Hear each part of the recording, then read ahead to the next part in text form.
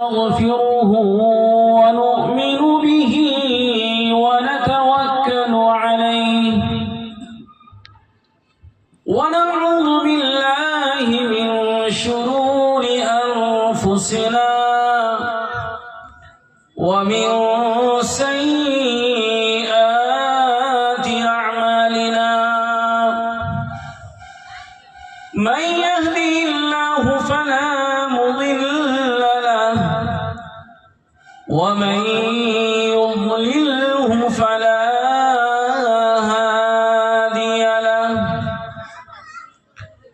ونشهد أن لا إله إلا الله وحده لا شريك له ونشهد أن سيدنا وسندنا ونبينا ومولانا محمدا عبده ورسوله صلى الله عليه وعلى آله وأصحابه وأزواجه وذرياته وأهل بيته أجمعين أما بعد فأعوذ بالله من الشيطان الرجيم بسم الله الرحمن الرحيم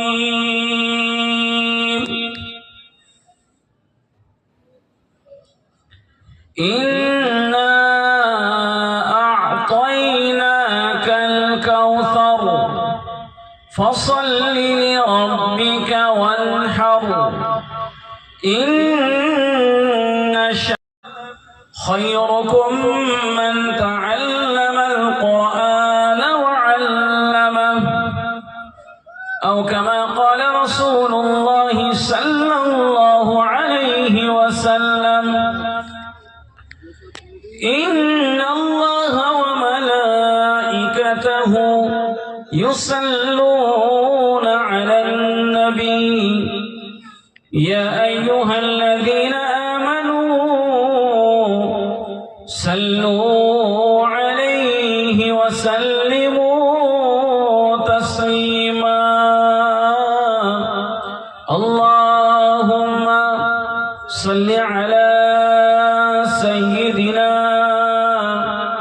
ومولانا محمد وعلى آل سيدنا ومولانا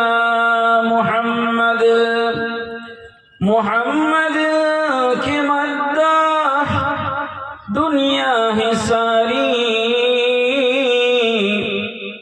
محمد کے اوصاف عالم ہے سارا مطیع محمد مطیع خدا ہے خدا کا ہے پیارا محمد کا پیارا محمد کا پیارا خدا کا پیارا پڑھن اللہم صلی علی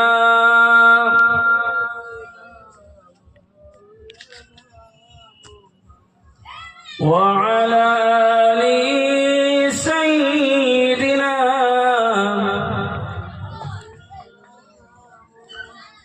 كريم السجايا جميل الشيم نبي البرايا شفيع الأمم خدايا بحق بني فاطمة كبرقان إيماكنا خاتما بلغ العلا بكماله كشف الدجى بجماله حسنت جميع خصاله صلوا عليه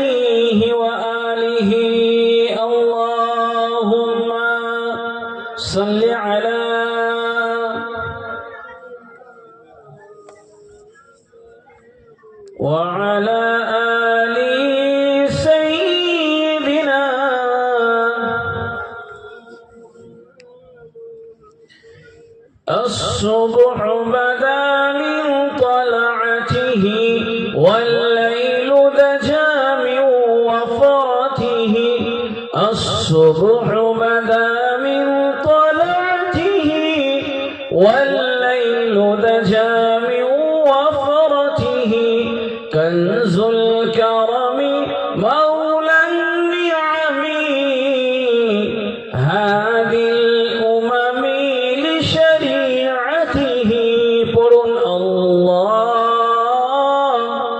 الله الله الله الله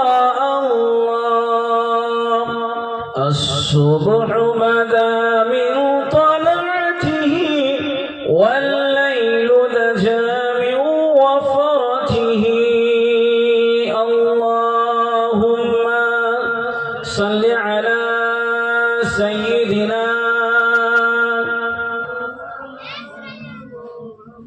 وعلى آل سيدنا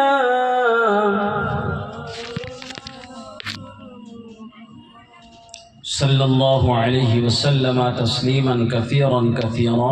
সম্মানিত উপস্থিতি, মুআজ্জাজ সামিঈনে কিরাম और হাজিরিনে মেহফিল, পর্দার আড়ালে আমার মা ও বোনেরা, গ্রামবাসী ভাই বাবাজিরা, সকলকে অন্তর থেকে শুকরিয়া, অন্তর থেকে সালাম। প্রত্যেক বছরের ন্যায় এই বছরও আমার ভাই বাবাজিরা, মা বোনেরা সকলে একটা খাস মেহফিল মজলিসের ইন্তজাম করেছেন, আয়োজন করেছেন। আল্লাহ তাবারক ওয়া তাআলা যারা প্রাণ দিয়ে হোক, শ্রম দিয়ে হোক, মাল দিয়ে হোক, যারা সহযোগিতা করেছেন, যে নিয়তে দিয়েছেন, আল্লাহ যেন তাদের সকলের নিয়তকে পূরণ করুন, বলুন আমিন। সকলকে আল্লাহ মাগফিরাত করে দিন, বলুন আমিন। সাথে সাথে আজ মজলিসের সভাপতি সাহেব, আমাদের বিদায়ী বক্তা সাহেব, আগামী যারা আসবেন সকলকে আল্লাহ যেন মাগফিরাত করে দিন, বলুন আমিন। আর এই মেহফিলকে শেষ পর্যন্ত ভালো করে যেইভাবে আমরা সাজিয়েছি তার সৌন্দর্যকে, এইভাবে সৌন্দর্যটা আমাদের যেন মাগফিরাতের একটা বাগান আর জান্নাতের বাগিচা হয়ে আল্লাহ সেই বাগিচার মধ্যে যেন আমাদের সকলকে স্থানীয় বানিয়ে দিক, জান্নাতবাসী বানিয়ে দিক, বলুন আমিন।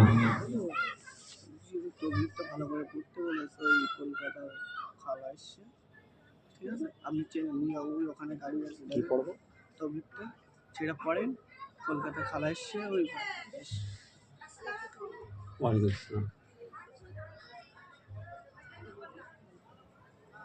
কি পড়বো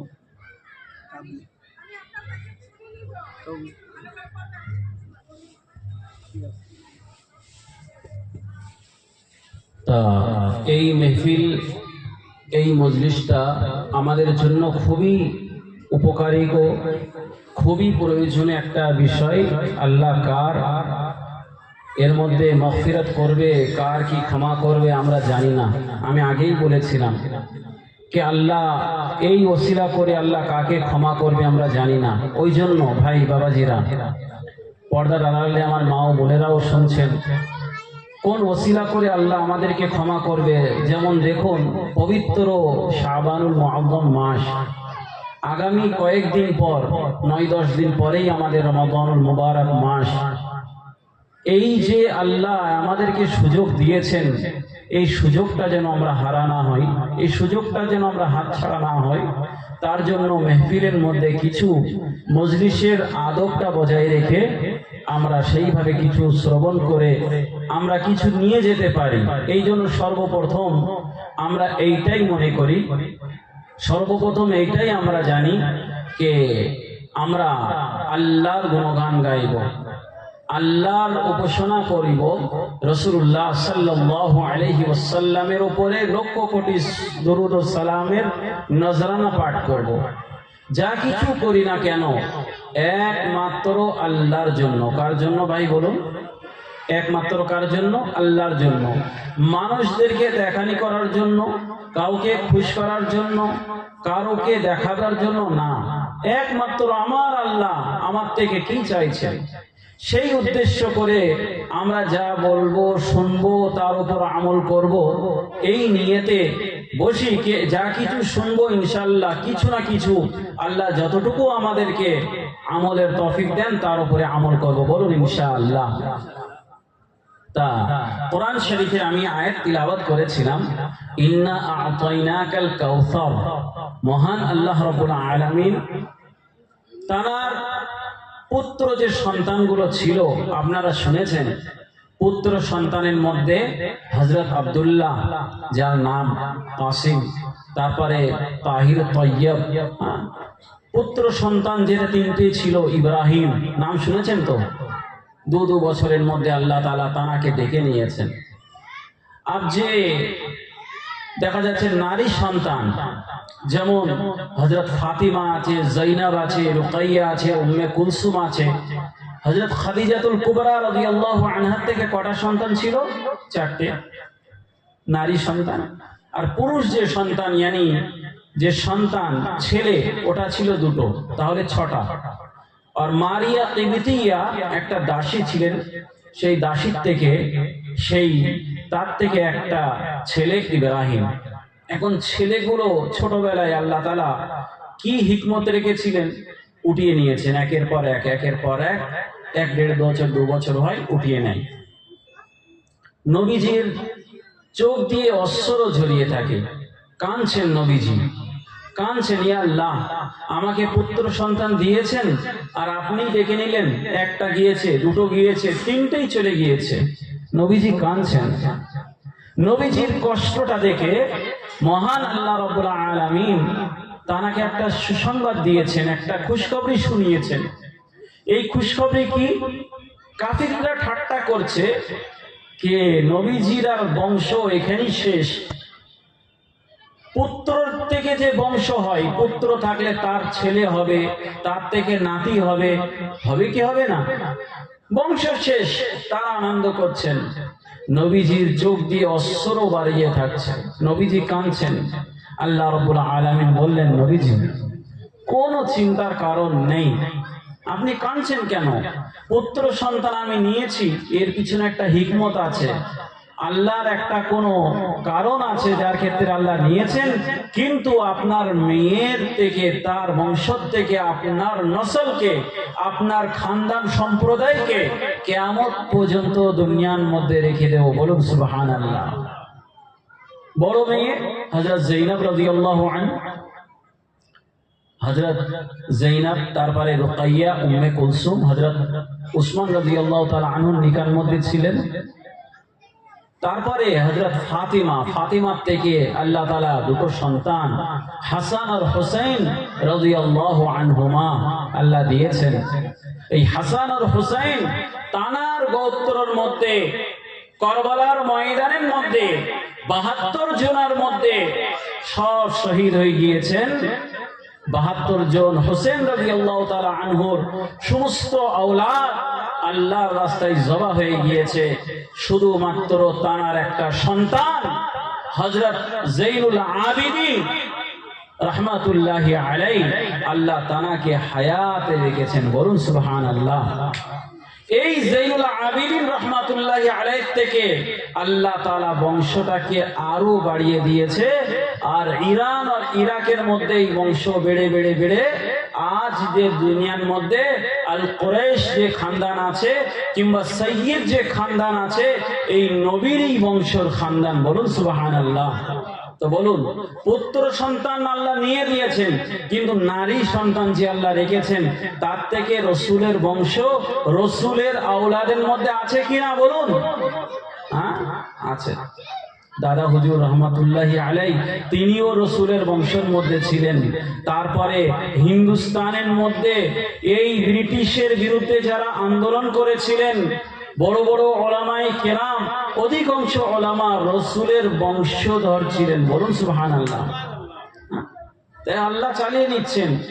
আল্লাহ তাবারাক ওয়া তাআলা নবীজির চোখ দিয়ে টপ টপ করে পানি পড়ছে, নবীজি কাঁদছেন, আল্লাহ সহ্য করতে পারেননি। আল্লাহ বলছেন, নবীজি কোনো কান্নার কোনো কথা না, আপনাকে সুসংবাদ দিতে চাই, কোনো কান্নার কোনো কথা না। আমি আল্লাহ রাব্বুল আলামিন আলামিন আপনাকে সুসংবাদ দিচ্ছি, ইন্না আ'তাইনাকাল কাউসার, আপনাকে আমি কৌসার দেব, হাউজে কৌসার। হাউজে কৌসার এনি এমন একটা কৌসার যে হাউজ হবে কিয়ামতের ময়দানে, তার পানি পান করলে কিয়ামতের দিনে হিসাব কিতাব হওয়া পর্যন্ত কারোর পিপাসা লাগবে না। আর পানি পান করাবেন আপনি মগ দিয়ে না, স্বয়ং মুহাম্মাদুর রাসূলুল্লাহ সাল্লাল্লাহু আলাইহি ওয়াসাল্লাম নিজের দস্তে হাত দিয়ে তাকে হাত দিয়ে পান করাবেন। বলুন সুবহানাল্লাহ। তাহলে আল্লাহ বলছেন আপনাকে আমি হাউজে কাউসার দিয়েছি। কিয়ামতের দিবসে আপনার সন্তানদের সাথে দেখা হবে, কিয়ামতের দিবসে আপনার যারা পেরুকার ইত্তেবা করনেওয়ালা তাদের সাথে কিয়ামতের দিনে দেখা হবে। এই আপনার উম্মতিদেরকে আপনি হাত দিয়ে পানি পান করাতে পারবেন কিয়ামতের দিবসে। নবীজি কান্না করছেন, আল্লাহ বলছেন ফাসাল্লি লিরাব্বিকা ওয়ানহার, আপনি নামাজ পড়ুন নবীজি, চিন্তা ছেড়ে দিন, আল্লাহর উপাসনা করুন, আপনার ভক্তি করুন, আল্লাহর ভক্তি করুন, আল্লাহর উপাসনা করুন, আল্লাহর ইবাদত করুন, আর আল্লাহর জন্য কুরবানি করুন। আল্লাহর জন্য কুরবানি করুন। আল্লাহর ক্ষমতা এক, আল্লাহর দেখায় এক আর করে আর এক। আল্লাহর সেই জিনিস একটা আলাদা।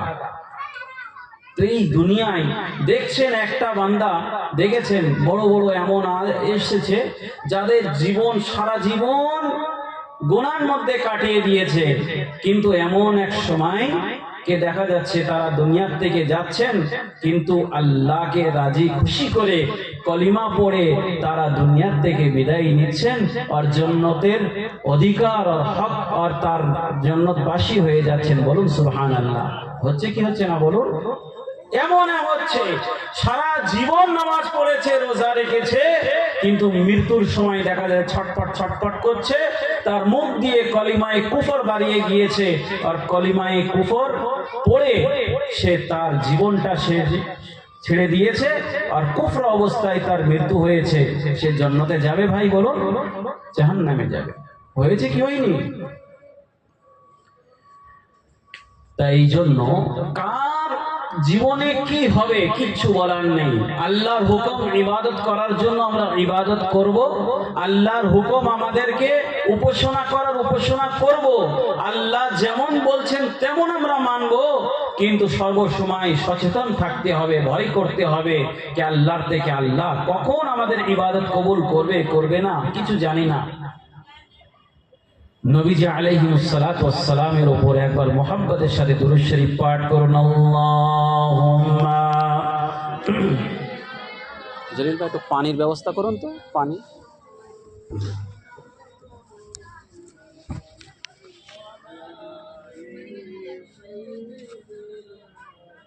الصبح بدا من طلعته والليل دجى من وفرته الله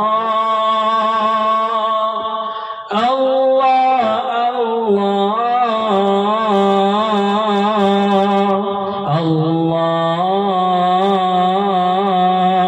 الله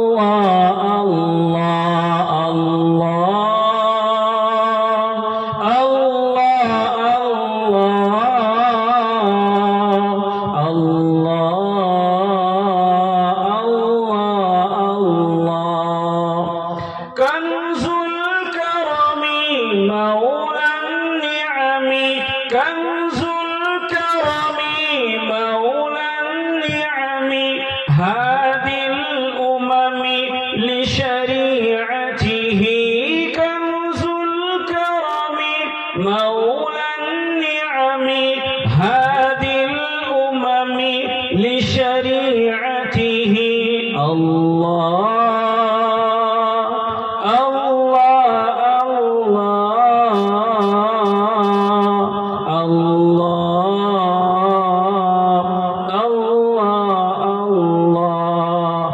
الصبح بدا من طلعته والليل دجى من وفرته الله الله الله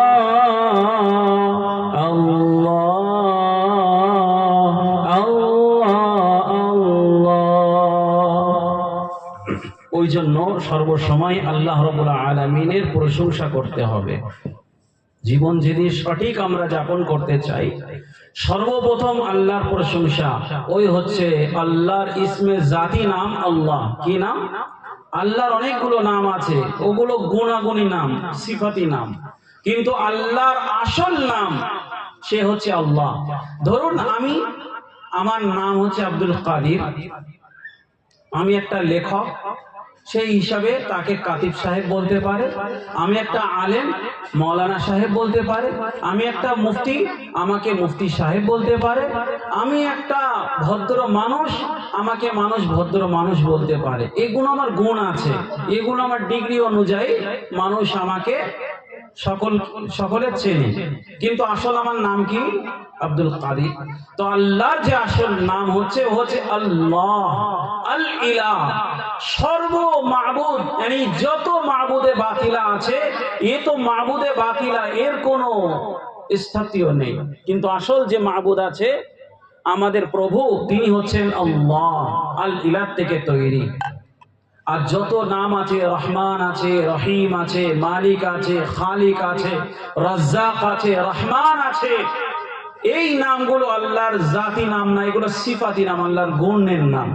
এই জন্য আমরা কাউকে যদি ডাকি রহমান ভাই না, রাজ্জাক ভাই না, তার সাথে আল্লাহর বান্দা লাগাতে হবে। আব্দুর রাজ্জাক, আব্দুর রহমান, আব্দুল কাদির, মনে থাকবে? শুধু ওইভাবে ডাকা আল্লাহর সাথে শরীক করা হলো। এই জন্য এই ধরন থেকে বাঁচতে হবে। আমাদের গ্রামে অঞ্চলের মধ্যে হয়ে থাকে, ভাই রাজ্জাক ভাইয়ের কাছে যাচ্ছি, ভাই ও রহমান ভাইয়ের কাছে যাব, ভাই ওই কাদের ভাইয়ের কাছে যাব, করে কি করে না? আরে বলুন, এই নামগুলো কার নাম? অ্যাকচুয়ালি আল্লাহর নাম। এগুলো আল্লাহর সিফাতি নাম। এই নামগুলো আমাদের পড়তে হবে, আল্লাহর জাতি নাম, এরও জরব লাগাতে হবে। আমরা যেটা পড়লাম, আর সাথে সাথে সব থেকে বড় ইবাদতের মধ্যে দ্বিতীয় নম্বর মুহাম্মাদুর রাসূলুল্লাহ সাল্লাল্লাহু আলাইহি ওয়াসাল্লাম, তিনি খাতিমুন নবিয়্যিন, সর্বনবীদের নবী, রাসূলের রাসূল। তিনি হচ্ছেন শাফিউল মুযনিবিন, যত গুনাহগার বান্দা বান্দি তাকে সুপারিশ করনেওয়ালা কিয়ামতের দিনে কে? মুহাম্মাদুর রাসূলুল্লাহ সাল্লাল্লাহু আলাইহি ওয়াসাল্লাম। তিনি আমাদের নবী, তানার আমাদের হক কি? যত দুরুদ ও সালাম, কমসে কম ছোট দুরুদ আছে সাল্লাল্লাহু আলাইহি ওয়াসাল্লাম, পড়বেন বলুন ইনশাআল্লাহ।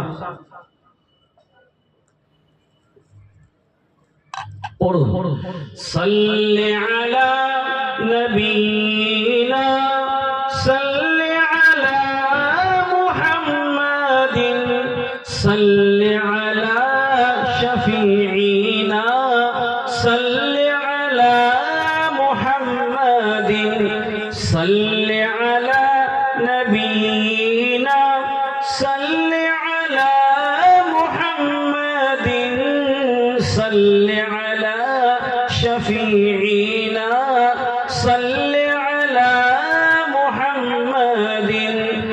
हर दिन यूं ही गुजरे मेरा उनकी नात बनाने में, हर शब यूं ही बीते मेरी उनकी नात सुनाने में, हर दिन यूं ही गुजरे मेरा उनकी नात बनाने में, हर शब यूं ही बीते मेरी उनकी नात सुनाने में। आशिकों जब नात सुनाऊं, आशिकों जब नात सुनाऊं, सुबहान अल्लाह कहते जाओ। तुम भी शामिल, तुम भी शामिल, तुम भी शामिल हो जाओगे महफिल ना सजाने में। अल्लाहुम्मा।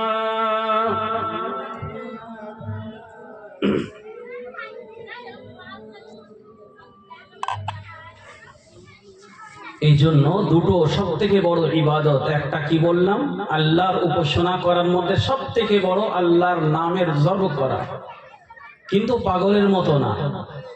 100 বার করে প্রত্যেক ফরজ নামাজের পরে হোক, রাতের সবার সময় 100। তারপরে কোনো পীর সাহেবের হাতে মুরিদ হয়ে তিনি যতবার বলবেন ততবার। কিছু মানুষ পাগলের মতন আল্লাহর জিকিরের জরব করে। আল্লাহর জিকিরের মধ্যে গরম আছে। কেউ 1000, 2000, 5000 বার পড়লে তার ব্রেন আউট হতে পারে। আল্লাহর জিকিরে গরম আছে। আর রসুলের নাম কোনো সময় পড়া যাবে, কিন্তু আল্লাহর রসুলের প্রশংসা করার জন্য যখন কোনো মেহফিল হবে, মজলিস হবে, যখন দেহটা পাক থাকবে, তখন মুহাম্মাদুর রাসূলুল্লাহর নাম নেবার মধ্যে একটা মজা, একটা আলাদা হবে। বলুন সুবহানাল্লাহ।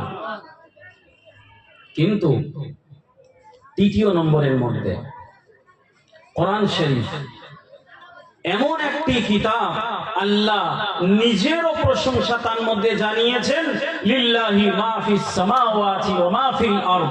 আসমান সমূহের মধ্যে, জমিন সমূহের মধ্যে যা কিছু আছে, যত জীবজন্তু আছে, সবই আল্লাহর উপাসনা করছে। বলুন সুবহানাল্লাহ। তার মধ্যে মানুষও আছে। কমপক্ষে 18,000 মখলুক সৃষ্টি আল্লাহর উপাসনা করছে। এই পাখিরা সকালে ক্ষুধার্ত অবস্থায় আল্লাহর জন্য চেঁচামেচি করতে চলে যায় কি যায় না? বিকালে যখন ফিরে নিজের বাসার দিকে, বাসার মধ্যে এসে তারা ভরা পেটে আসে। আল্লাহ তাকে ক্ষুধার্ত অবস্থায় রাখেন না। আল্লাহর তারা উপাসনা করেছে, আল্লাহর জিকির করেছে। আল্লাহ বলছেন, এই পাখিগুলোকে দেখো, এই পাখিগুলো সকালে খালি পেটে ক্ষুধার্ত অবস্থায় আমার নাম নেওয়ার সাথে সাথে তারা উড়ে উড়ে চলে যাচ্ছে। আর বিকাল হলে চিচিমিচি করতে করতে তাদের বাসায় চলে আসছে। দেখো তাদের পেটের মধ্যে আমি রাজ্জাক, আমি রিজক দাতা, তাদের পেটের মধ্যে রোজি আছে কিনা, রিজক আছে কিনা। তারা ভরসা কার উপরে রেখেছে? আল্লাহর উপরে। কোরআনের মধ্যে আল্লাহর প্রশংসা আছে, রসুলের প্রশংসা আছে। ওই সর্ব একটি কিতাব, যেগুলো কোরআন শরীফ আমরা যাকে বলি, দুনিয়ার কোন এমন কিতাব, এমন নাবিলের বই, গল্পর বই, কোন কিস্সা কাহানির বই, কোন বড় বিজ্ঞানীর বই, কোন ইতিহাসের বই, কোন অঙ্কর বই, ম্যাথের বই, যা বই হোক না কেন, 1 বার 2 বার 5 বার পড়বেন, চেষ্টা করবেন, আর পড়বো না, সাইড, জীবনে আর খুলবেন না। ঠিক বলছি কি ভুল বলছি? আপনার মুখস্থ হয়ে গিয়েছে। কিন্তু কোরআন শরীফ এমন একটি বই, সর্বসময় পড়ার মন করে, সর্বসময় দেখার মন করে, সর্বসময় পড়ার মন করে, শোনার মন করে। কারি সাহেবরা তিলাওয়াত করে, আমরা শুনে শুনে মজা নিয়ে থাকি। এমন মনে হয় কি কোরআন শরীফ এখনই নাজিল হচ্ছে কি হচ্ছে না? তো আল্লাহ তাবারক ওয়া তাআলা এই মুআজিজা, সমস্ত নবীগণের যে মুআজিজা ছিল, মুসা আলাইহিস সালামের মুআজিজা আল্লাহ দিয়েছিলেন। ইয়েদে বাইদা, হাত বগলের তলায় দেওয়া হতো, বার করে দেওয়া হতো। ফিরআউন আর তার লাহো লস্করদের দেখাবার জন্য ওই হাতগুলো এইভাবে দিলে ওটা ইয়েদে বাইদা বলা হয়, মানে সে হাত সাদা হয়ে যেত। ফিরআউন আর লাহো লস্কর তারা দেখতো कि ये একটা চমৎকার, একটা জাদু কিংবা একটা মুআজিজা, তারা তো জাদুই বলবে।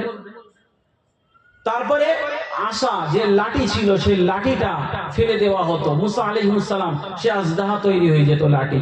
হযরত ঈসা আলাইহিস সালামের যুগে ইনি একবার মাথায় হাত ফিরিয়ে দিতেন আল্লাহর হুকুমে, সেই রোগী, সে যেই রোগী হোক না কেন, অন্ধ হলেও ভালো হয়ে যেত, খারাপ রোগী হলেও ভালো হয়ে যেত। মরা মানুষ হলে কুম বিইذনিল্লাহ, আল্লাহর হুকুমে দাঁড়িয়ে যা, সে মরা মানুষও দাঁড়িয়ে যেত। শুনেছেন তো?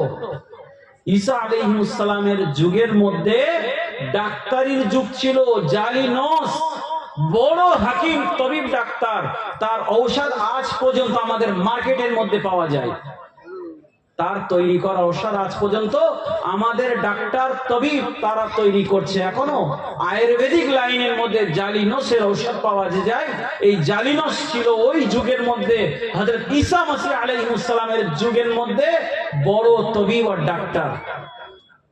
তো আল্লাহ তাবারক ওয়া তাআলা প্রত্যেক যুগের নবীদেরকে মুআজিজাগুলো দিয়েছিলেন সেই যুগের অনুযায়ী।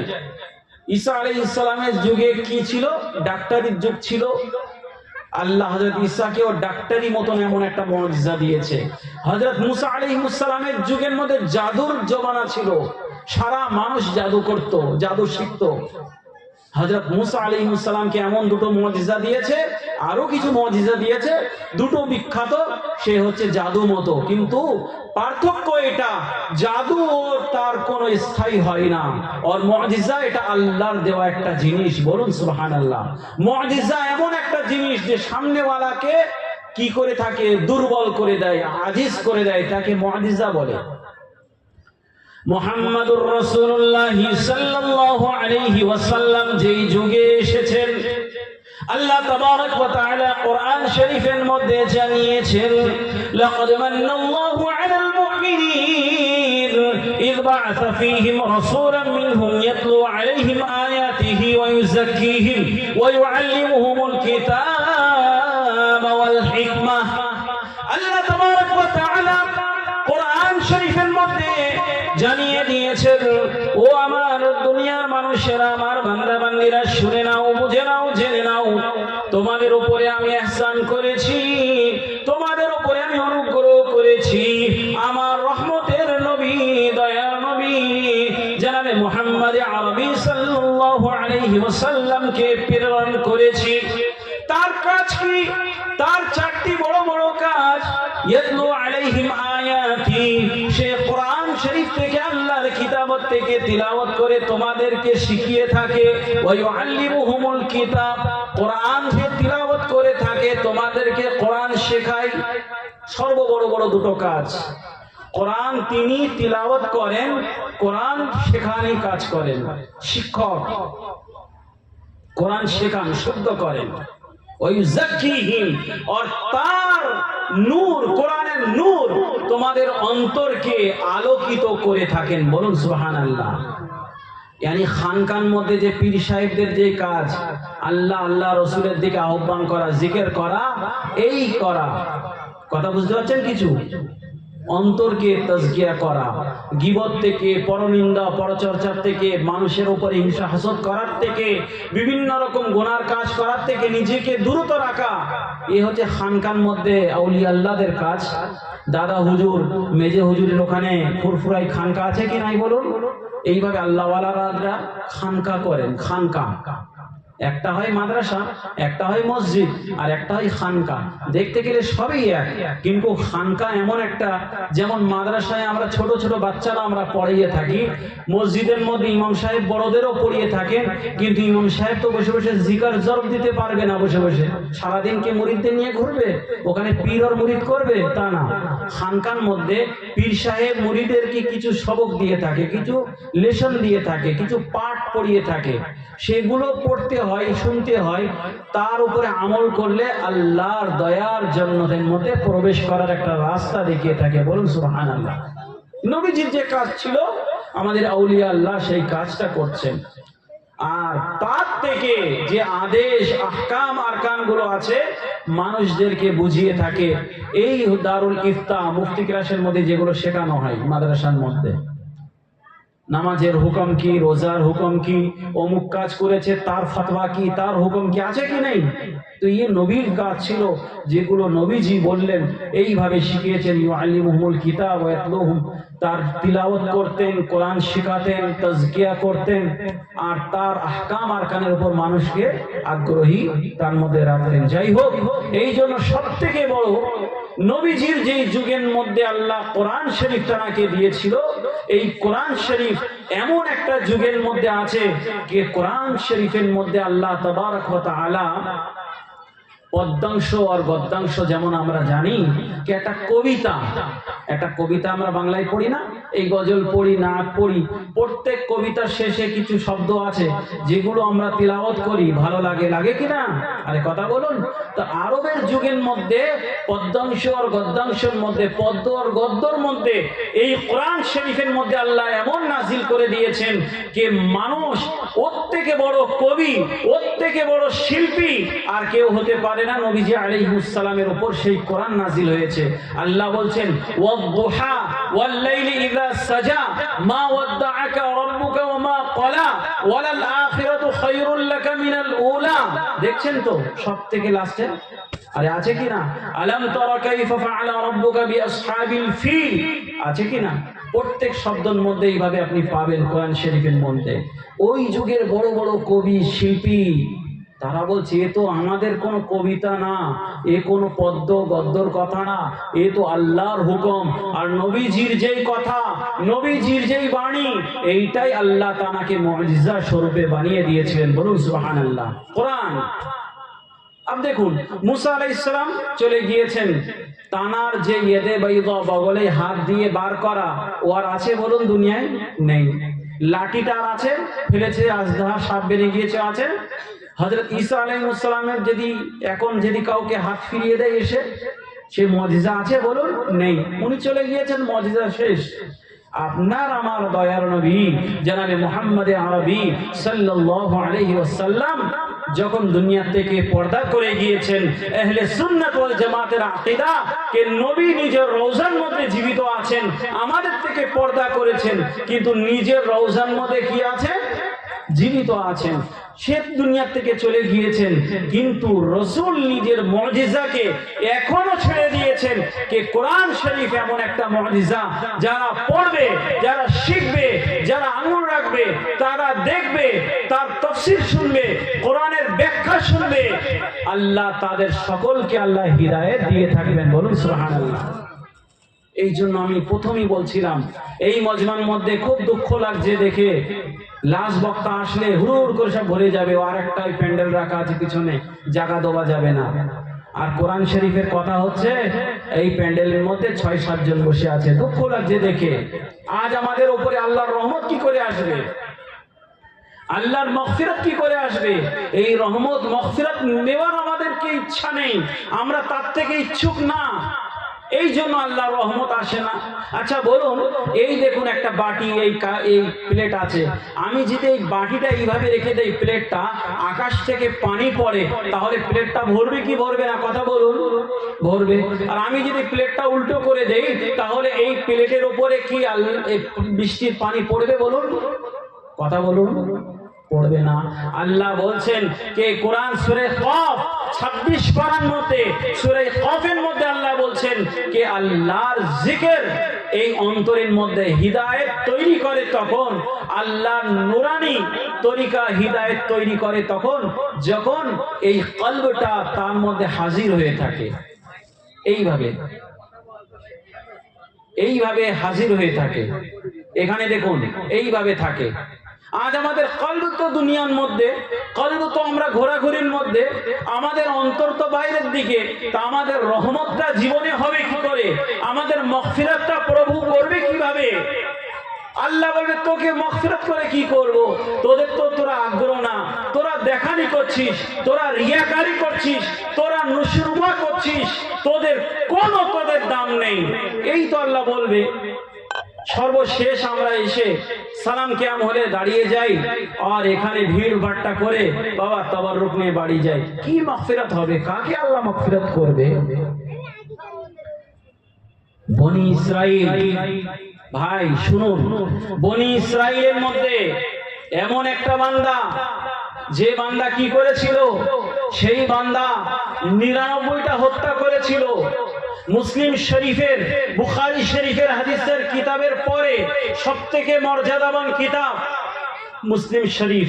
সেই মুসলিম শরীফের হাদিসের কিতাবের মধ্যে বনি ইসরাইলের এমন একটা ব্যক্তি যে 99টা হত্যা করেছে, সে 99টা হত্যা করার পরে তার অন্তরের মধ্যে আসলো কি বাবা আমি গুনাহগার, মানুষকে ফালতু মারার মুখ মন করছে, একে কাটছি তাকে মারছি, 99টা হয়ে গেল, আমি একটু তওবা করতে চাই। তা কি কোনো আলেম মানুষ আছে? তা একজন বলল কি অমুক জায়গায় একটা ইবাদত করে একটা মৌলবী আছে, মাওলানা তো না, আবিদ, ইবাদত করে সারা রাত, চাষবাস করে, ইবাদত করে, জিজ্ঞাসা করো। তা তার কাছে গেল যে ভাই আমি 99টা কতল করেছি, হত্যা করেছি, কিছু তওবার কিছু আছে নাকি? তওবা করব, যদি তওবার হয় একটু বলুন, আমি তওবা করতে চাই। সে আবিদ বলল ছি ছি ছি ছি, তুই 99টা হত্যা করেছিস, তোর আল্লাহর খাতায় কোনো তওবা নেই, বারো এখান থেকে। কাতিল হত্যাকারী 12, তলোয়ার বার করে তাকেও দিয়েছে শেষ। তাহলে 99 আর 1 কত হলো? কথা বলো। জিজ্ঞাসা করলো, আরে বাবা আমি তওবা করতে চাচ্ছি, তা আমাকেও তওবার রাস্তা তো বলো। আমি গুনাহ করেছি মানছি, 99টা করেছিলাম, আবার একটা করেছি, আমি করছি, কিন্তু আমি তওবা করতে চাচ্ছি, কি আমার কি কোনো তওবা হবে না? একজন বলল, অমুক গ্রামে চলে যাও, অমুক জায়গায় একটা মাওলানা সাহেব আছে, ওর কাছে চলে যাও। তিনি ওই মাওলানা সাহেবের কাছে গেলেন, আর গিয়ে বললেন যে হুজুর আমি 100টা হত্যা করেছি, 100টা হত্যা করেছি, 100টা হত্যার পরে কি আমার কোনো তওবার কোনো রাস্তা আছে হুজুর? তো হুজুর ভাবলেন, দেখছে 100টা মার্ডার করেছে, মানে 100টা মার্ডারের পরে দেখা যাচ্ছে তওবা করতে আসছে। হ্যাঁ হ্যাঁ বাবা, কেন না, অবশ্যই আছে। আপনি অমুক জায়গায় আল্লাহওয়ালা আছে, খানকা শরীফ আছে, আপনি ওই আল্লাহওয়ালার ওখানে চলে যান। আপনি যেখানে থাকেন এখানকার যে এরিয়াটা ভালো না, আপনি সঙ্গ দোষে পড়ে গিয়েছেন, হয়তো 100 করেছেন, আরো থাকলে আরো 200 হয়ে যাবে। এইভাবে যদি জিন্দাগিটা শেষ হয়, আল্লাহর কাছে কি মুখ দেখাবেন? কোরআন শরীফের মধ্যে আল্লাহ তাবারক ওয়া তাআলা জানিয়ে দিয়েছেন, ওয়া ইযা সাআলাকা ইবাদি আন্নী ফাইন্নী করিব উজিবু দাওয়াতাদ দাঈ ইলা দাআনি ফালইস্তাজিবু লি ওয়াল ইউমিনু বি লাআল্লাহুম ইয়ারশুদুন। আল্লাহ তাবারক ওয়া তাআলা সূরা বাকারার মধ্যে আল্লাহ জানিয়ে দিয়েছেন, কোন বান্দা কোন বান্দি আল্লাহকে যখন তওবা করে থাকে, গুনাহ করে করেতে জিন্দেগিকে শেষ করে থাকে, এমন এক সময় হয়ে যায় কোন বান্দা কোন বান্দি আল্লাহর দিকে আহ্বান হয়ে থাকে, আল্লাহর দিকে ধাবিত হয়ে থাকে, আল্লাহর জন্য প্রশ্ন করে, সে আল্লাহর ব্যাপারে জিজ্ঞাসা করে, ওয়া ইযা সাআলাকা ইবাদি আন্নী ফাইন্নী করিব।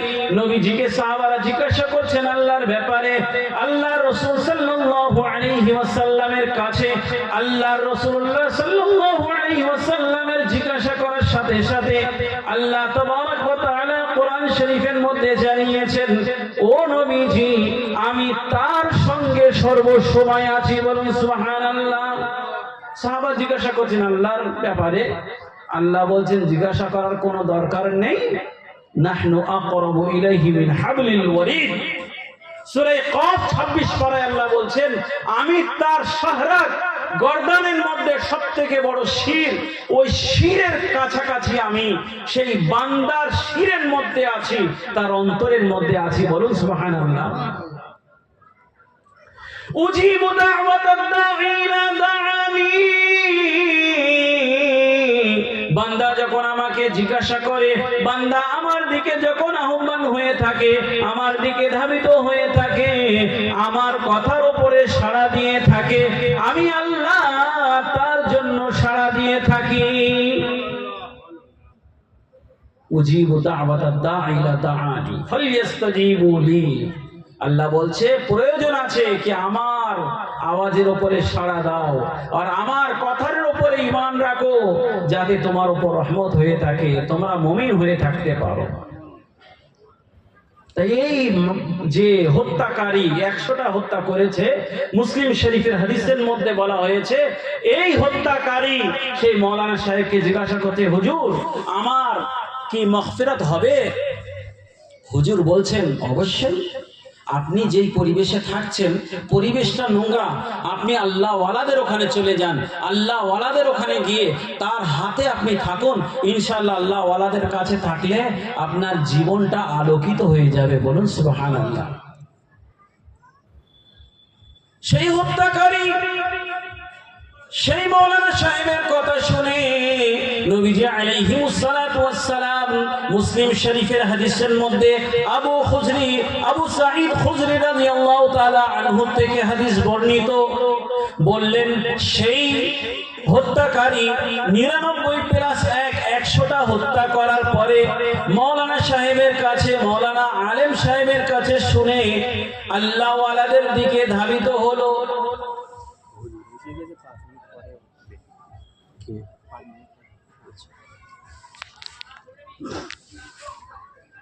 এখন তিনি আল্লাহ ওয়ালা যেখানে থাকেন সেই দিকে যাচ্ছেন, কথা বুঝতে পারছেন তো? আল্লাহ ওয়ালা যেখানে থাকেন, এখন যেতে যেতে রাস্তার মধ্যে তিনি ইন্তেকাল করে যান। ইন্তেকালের সাথে সাথে গজবের ফরিস্তা এসে হাজির, রহমতের ফরিস্তা এসে হাজির। রহমতের ফরিস্তা বলছে এ তওবা করেছে, একে জান্নাতে নিয়ে যাব, আর গজবের ফরিস্তা এসে বলছে না না, 100টা হত্যা করেছে, একে টেনে একদম জাহান্নামে ফেলবো। আল্লাহ আর একটা ফরিস্তা পাঠিয়েছে, বলছে কি করছে এরা, কি চলছে? তো যাক, তো বলছে ও আল্লাহ এই ব্যাপার। গজবের ফরিস্তা বলছে 100 হত্যা করেছে, ওকে জাহান্নামে ফেলবো। আর রহমতের ফরিস্তা বলছে এ তো মাগফিরাত চেয়েছে, আল্লাহর কাছে রহমত চেয়েছে, আল্লাহ মাফ করে দিয়েছে আল্লাহ ওয়ালাদের দিতে। তো আল্লাহ বলছে এক কাজ করো, এক ফরিস্তাকে পাঠিয়েছে, আর যাকে বলছে একটু মেপে নাও জমিনটা, এর বাড়ির থেকে ওই মানুষ কত দূর, আর ওখান থেকে আল্লাহ ওয়ালারা যেখানে থাকে কত দূর, মাপো তো একটু। তা ফরিস্তা এসে মাপা শুরু করে দিয়েছে। আর যখন মাপা শুরু করে দিয়েছে, সেই বান্দা, সেই হত্যাকারী, সে তার বাড়ির কাছাকাছি ছিল। ফরিস্তাদের আল্লাহ হুকুম দিল, এ ফরিস্তা, এই বান্দা আমার কাছে তওবা করেছে, তুই কখনো একে জাহান্নামে দিতে পারবে না, এই জন্য এই জমিনটাকে সরিয়ে দাও। বলুন সুবহানাল্লাহ। যখন জমিটা মাপা হলো, সে আল্লাহ ওয়ালাদের কাছাকাছি হলো, আল্লাহ তাআলা সেই ওসিলা করে সেই বান্দাকে, হত্যাকারীকে আল্লাহ ক্ষমা করে দিয়েছেন। একবার বলুন সুবহানাল্লাহ। আমি বলছিলাম কোরআন শরীফের উপরে কথা, কিন্তু দেখুন আল্লাহ কি ওসিলা করে আপনার আমার জীবনকে আল্লাহ পরিবর্তন করতে পারে, কি ওসিলা করে আল্লাহ আপনাকে আমাকে ক্ষমা করতে পারে আমরা জানি না ভাই। তো মুসলিম শরীফের এই হাদিস যে নবী করিম সাল্লাল্লাহু আলাইহি ওয়াসাল্লাম বলছেন, বনি ইসরাইল মুসা আলাইহিস সালামের সম্প্রদায়ের মধ্যে সে 100 হত্যা করার পরেও আল্লাহ তার একটা অন্তরের কথা শুনে তাকে আল্লাহ ক্ষমা করে দিয়েছে, মাগফিরাত হয়ে গিয়েছে। তাহলে আমরা আল্লাহর কাছে সর্বসময় মাগফিরাত চাইবো। আমরা নামাজ পড়ি, নামাজের পরে আমরা কি বলি? আস্তাগফিরুল্লাহ, আস্তাগফিরুল্লাহ পড়ি কি পড়ি না বলুন? তা নামাজ পড়ে আমরা কি করেছি? গুনাহ করেছি কি? করিনি। কিন্তু ভয় থাকা দরকার। নবীজি শিখিয়েছেন, নবীজি মাসুম ছিলেন, তারপরেও দিনে 70 বার, এক রিওয়ায়াত অনুযায়ী 100 বার আল্লাহর কাছে ইস্তেগফার করতেন, তওবা করতেন। করতেন কি করতেন না? এ হচ্ছে আমাদের শেখাবার জন্য ভাই। তা আজ আমরা কত ইস্তেগফার করছি, আজ আমরা গুনার মধ্যে জড়িত, লিপ্ত আছি গুনার মধ্যে। আমাদের চোখ ঠিক নেই, আমাদের কান ঠিক নেই, আমাদের অন্তর ঠিক নেই, আমাদের ব্যবসা বাণিজ্য ঠিক নেই, আমাদের আমল ঠিক নেই, আমাদের ইমানেরও ঠিক নেই। ইমানের জন্য আমরা কি করেছি? শুধু দেখানি, শুধু দেখানি। বড় বড় লাইট লাগাও, বড় বড় স্টেজ বানাও, বড় বড় করো, কিন্তু তার মধ্যে খুলুসিয়াত লিল্লাহিয়াত কি? আল্লাহর জন্য হওয়ার দরকার। বলুন সুবহানাল্লাহ। যদি এইটা হয় আমাদের জীবন যেমন হবে, কুল ইন্না সালাতি ওয়া নুসুকি ওয়া মাহইয়ায়া ওয়া মামাতি লিল্লাহি রাব্বিল আলামিন। আমার জীবন, আমার মরণ, আমার নামাজ, আমার কুরবানি, আমার জীবন মরণ কার জন্য? কিন্তু আজ আমরা জীবন যাপন করছি, অবশ্যই করতে হবে, কিন্তু আল্লাহকে রাজি খুশি করার জন্য। আমরা জীবন যাপনের মধ্যে যা কিছু করছি আমরা আল্লাহর উদ্দেশ্য করতে হবে, ওর মধ্যে ইখলাস আল্লাহর জন্য। বুখারী শরীফের প্রথম চ্যাপ্টারের মধ্যে ইমাম বুখারী রাহমাতুল্লাহি আলাইহি যে হাদিসটা নিয়ে এসেছেন, মুহাম্মদ বিন ইসমাঈল বুখারী রাহমাতুল্লাহি আলাইহি, ইন্নামাল আ'মালু বিন্নিয়াত। সর্ব আমলের মাদার, সব থেকে যে ঠিকানা সে হচ্ছে নিয়ত। আমাদের নিয়ত যদি ভালো না হয় কোনো জিনিস হবে না। সামনে রমজান, এই যেই শবে বারাত গিয়েছে, বলুন শাবানুল মুআজ্জম পবিত্র মাস, আমরা কজন এমন আছি যে এই মাসে বলতে পারবো যে আজ এই মাসের মধ্যে আমাদের এক ওয়াক্ত নামাজ কাজা হয়নি? আঙুল তোলন তো কেউ আমার আছে? সাহাবারা এমন ছিলেন, তাদের নামাজ কাজা হতো না। সাহাবারা এমন ছিলেন, তাদের মিসওয়াক 5 ওয়াক্ত নামাজের মধ্যে মিসওয়াক হতো। বলুন তো ঈশান নামাজ আমরা পড়েছি, মিসওয়াক কজন আছেন বলুন? কজন আছে কি আমরা এই শাবানের মধ্যে ভালো করে রোজা রাখতে পেরেছি? হ্যাঁ, আমাদের কিছু বান্দা, কিছু আমাদের ভাই বোন যারা আল্লাহর জন্য থাকবে, ভালো খারাপ থাকবে, কিন্তু আল্লাহ একটা সুযোগ দিয়েছে, একটা আপনাকে সুযোগ দিয়েছে, আমাকে সুযোগ দিয়েছে, এই মাসের মধ্যে বেশি বেশি ইবাদত করে নিজেকে ভালো বানাতে হবে। সামনে রমাদানুল মুবারক, হযরত সালমান ফারসি রাদিয়াল্লাহু তাআলা আনহু থেকে হাদিস বর্ণিত, তিনি বললেন যে শাবানুল মুআজ্জমের শেষ তারিখের দিকে রাসূল মিম্বার শরীফের উপর দাঁড়িয়ে গেলেন আর রমাদানুল মুবারকের ব্যাপারে তিনি আহ্বান করলেন যে এমন একটা মাস, বরকতময় মাস, রহমতের মাস, আল্লাহ মাগফিরাতের মাস, সে হচ্ছে রমাদানুল মুবারক। প্রত্যেক সেকেন্ডে সেকেন্ডে আল্লাহ তাআলা লক্ষ লক্ষ কোটি কোটি মানুষকে আল্লাহ ক্ষমা করে থাকেন। সেই মাসের রাতের ইবাদতগুলোকে আল্লাহ জরুরি বানিয়েছে, যেমন তারাবি পড়া, কোরআন শোনাবা, আর দিনের বেলায় রোজাকে আল্লাহ ফরজ বানিয়েছে। বলুন সুবহানাল্লাহ। ইয়া আইয়ুহাল্লাযীনা আমানু কুতিবা আলাইকুমুস সিয়াম কামা কুতিবা আলাল্লাযীনা মিন ক্বাবলিকুম লাআল্লাকুম তাত্তাকুন। আল্লাহর কোরআন জানিয়েছেন, ও ঈমানদারগণেরা, তোমাদের উপরে রোজাকে ফরজ করা হয়েছে, লিপিবদ্ধ করে দেওয়া হয়েছে, যেমন তোমাদের পূর্বের উম্মতের জন্য ফরজ করা হয়েছিল, যাতে তোমরা মুত্তাকি হতে পারো। আল্লাহ ফরজ করে দিয়েছে রোজা। আমরা বলি কি আমরা যদি রোজা থাকি তাহলে আমাদের কাজকর্ম কি করে হবে, কি করে সংসার চালাবো? তা ভাই, যতটা আমাদের আল্লাহ ক্ষমতা দিয়েছে, আল্লাহ বলুন, আল্লাহ আপনাকে আমাকে কি বলেছে কি 1 ব্রিগেড কি 1 হাত উপরে তোমরা উড়ে উড়ে ঘোরো?